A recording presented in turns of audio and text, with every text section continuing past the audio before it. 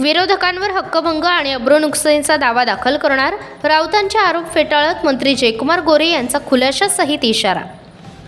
माझ्याबाबत विरोधकांनी जे आरोप केलेत ते वस्तुस्थितीला धरून नाहीत।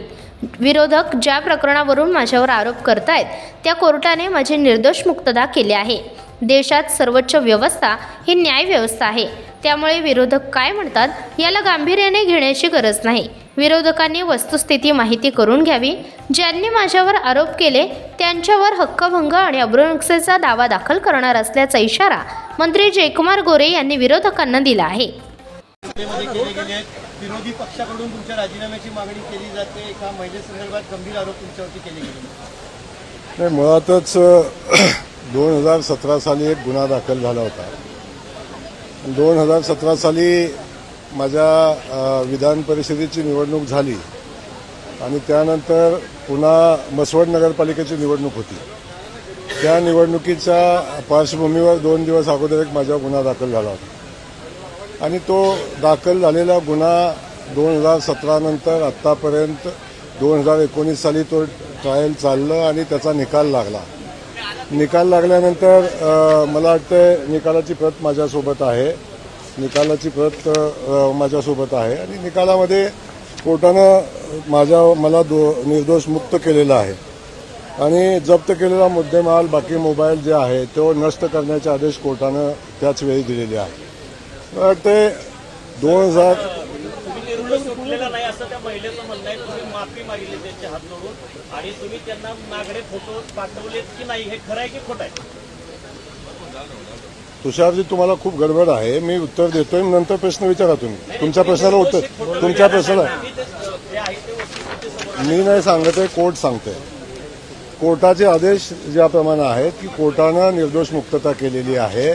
मला बाकी कुणी निर्दोष मुक्त केलं याच्याबद्दल माझं वेगळं मत काही नाही आहे आणि झालेला जो विषय आहे या विषयासंदर्भात मी आपल्याला सांगतो की त्या घटना घडली 17 साली 19 साली निकाल लागला आणि निकालामध्ये मला निर्दोष या ठिकाणी कोर्टाने मुक्तता केलेली आहे।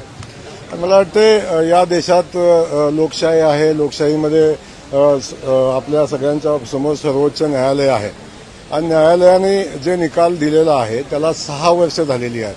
आज 6 वर्षानंतर हा विषय पुढे आलेला आहे आणि मला माहिती आहे की किमान आपण कुठल्या वेळी हा विषय समोर आणावा किंवा कुठल्या वेळी काय बोलावं याला राजकीय लोकांनी मर्यादा ठेवली पाहिजे, ही माझी मनापासूनची भावना आहे।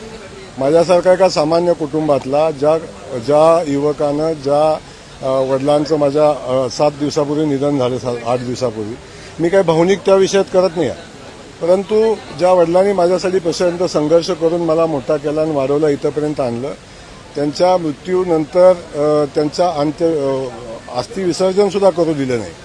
इथंपर्यंत एवढ्या खालच्या पातळीचं राजकारण विरोधकांनी करावं आणि असं मला अपेक्षित नव्हतं, पण ठीक आहे, शेवटी राजकारणात सगळ्या गोष्टी राहतात। मी जबाबदार पदावर काम करतो, माझ्याही काही जबाबदाऱ्या आहेत आणि मला विचारलेल्या प्रश्नाचं उत्तर द्यायची माझी जबाबदारी आहे।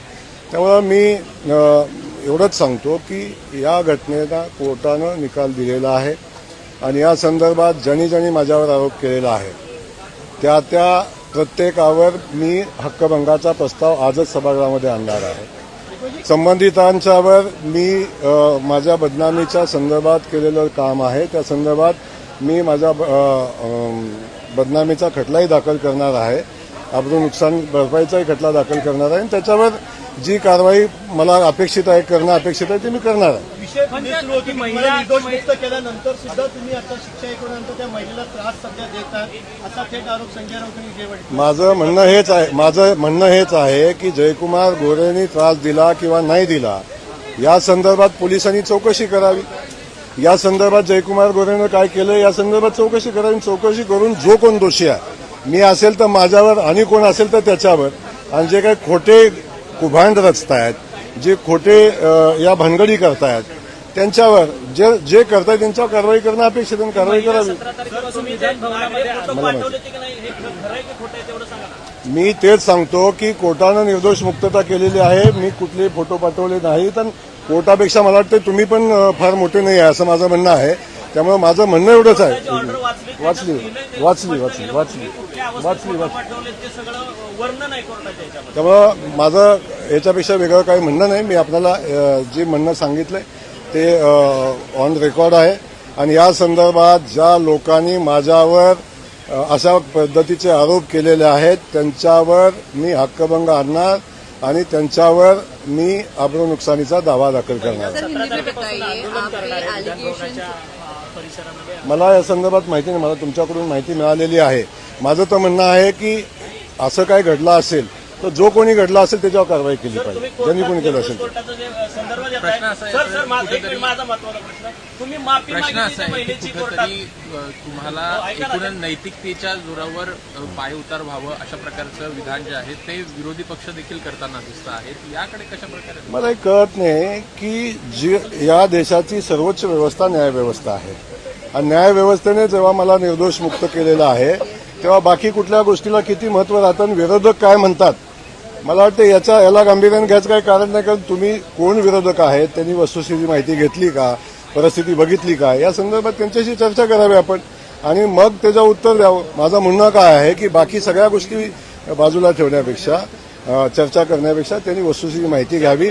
आणि मी आज सांगतो की आपणाला की ज्यांनी असं काय घडलं असेल मला माहिती नाही असं काय घडलं असेल तर ज्यांनी कुणी केलं असेल त्याच्यावर कारवाई करावी. जर दुसऱ्या एका केसमध्ये सर्वोच्च न्यायालयाने तुम्ही ज्या ट्रस्टचे अध्यक्ष आहात त्या मायनी ट्रस्ट पे ट्रस्ट आणि कर्नाटक ट्रस्ट तुमच्या दोघांवर त्यांनी म्हटले की जनावरांवर भुकणारा कुत्रा असा तुमचा उल्लेख सर्वोच्च न्यायालयाने म्हटले मी नाही म्हणत. आता तुषारजी आपल्या ते माझा मोबाईल दे जरा माझा मोबाईल आपण फारच तुषारजी पत्रकार म्हणून आपली पत्रकारिता फार उच्च दर्जाची आहे. आणि मी सांगतोय मी सांगतोय तुमचं ऐकून घ्या ना. तुमचं ऐकतोय मी तुम्हालाही सांगतोय.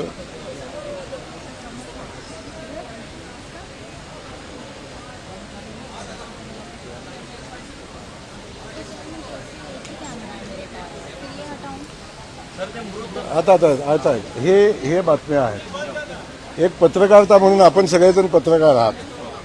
एक पत्रकार माझ्या विरोधात गेल्या 6 महिन्यापासून 7-8 महिन्यापासून 1.5 वर्षापासून एक पत्रकार माझ्यावर सातत्यानं माझ्यावर एकतर्फी बातम्या लावतो. 85वी बातमी आहे आजची. आज जे आपण दोन मिनिट अरे राम ना बाबा थांबा ना बाबा तुम्ही मुलाखत द्या ना मला आला कधी पाठवा. दोन मिनिटं गडबड फार झाली तुम्हाला. एक पत्रकार 85 बातम्या एकदम खालच्या दर्जाच्या ज्या भाषेला लेवल नाही ज्या भाषेला मर्यादा नाही एवढ्या खालच्या पातळीवरच्या बातम्या 85 बातम्या एक पत्रकार एकतर्फी लिहितो एकतर्फी बातम्या चालवतो. आणि ही कुठली पत्रकारिता. या संदर्भात माझ्या आपल्या माध्यमातून मला आपल्यालाही माझी विनंती आहे की एखादी गोष्ट जेव्हा आपण समोर आणता चर्चा करता सातत्यानं 85 बातम्या एकतर्फी खालच्या म्हणजे जे संसदीय पत्रकारितेची भाषा नाही अशा पद्धतीच्या भाषेमध्ये आपण ज्या बातम्या देता आणि छापता मला वाटते अशा पत्रकाराला उत्तर द्यायला मी बांधील नाही. पण माझी आपल्याला विनंती आहे की आपण ही वस्तुस्थिती बघावी. मी या झालेल्या घटनेचा तर निषेध मी करतोच आणि मी विधानभवनामध्ये तुम्हाला प्रश्न विचारतो मी हक्कभंगाचा दाखल करणार आहे.